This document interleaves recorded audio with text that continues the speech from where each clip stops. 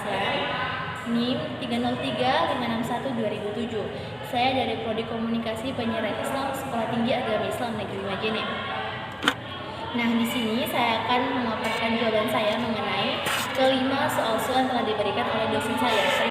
Yang pertama, jelaskan perbedaan dan persamaan public speaking dan retorika.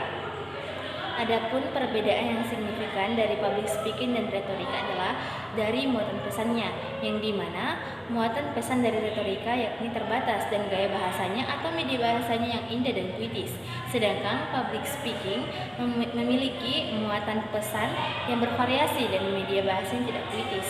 Yang kedua, berikan sebuah solusi dalam mengatasi rasa takut ketika harus berbicara di hadapan umum, serta mampu lebih efektif menyampaikan ide kepada orang lain. Nah, untuk mengatasi rasa takut di depan umum, yakni pertama harus dilawan rasa malu itu.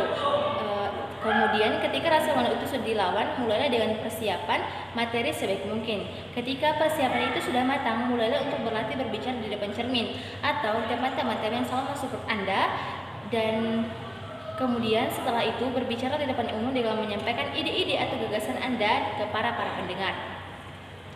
Ketiga, apa yang terjadi ketika seorang public speaker menyampaikan pesan tanpa menggunakan teknik menguasai kontak mata, body language, dan intonasi suara? Silakan Anda berikan ilustrasi singkat dalam hal ini. Nah, apa yang terjadi ketika kita sebagai speaker tidak menguasai teknik kontak mata, body language, dan intonasi suara? Dan pada dasarnya ketiga unsur ini merupakan unsur utama untuk menjadi seorang speaker yang handal. Bukan hanya dengan menguasai materi saja, tapi dengan menguasai ketiga unsur ini kita dapat menjadi speaker yang handal. Akan tetapi jika tidak menguasai ketiga unsur ini, maka cara kita untuk menjadi speaker hanya terbilang 10% lah yang akan berhasil ketika kita menjadi speaker.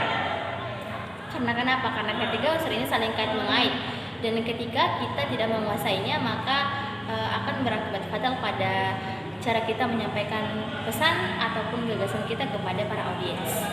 Keempat, hal-hal apa saja yang harus diperhatikan dalam menyampaikan humor?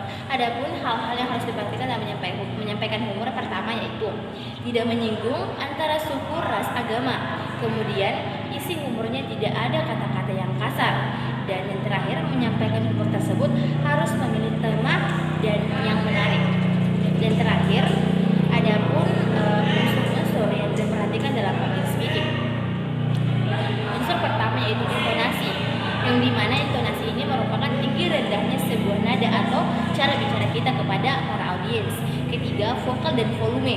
Nah, vokal dan volume ini adalah ketika kita melakukan public speaking, berbicaralah dengan jelas dan tidak lantang. Ketiga, pemilihan diksi kata. Pemilihan diksi atau kosakata sangatlah penting kala berbicara di depan publik atau umum.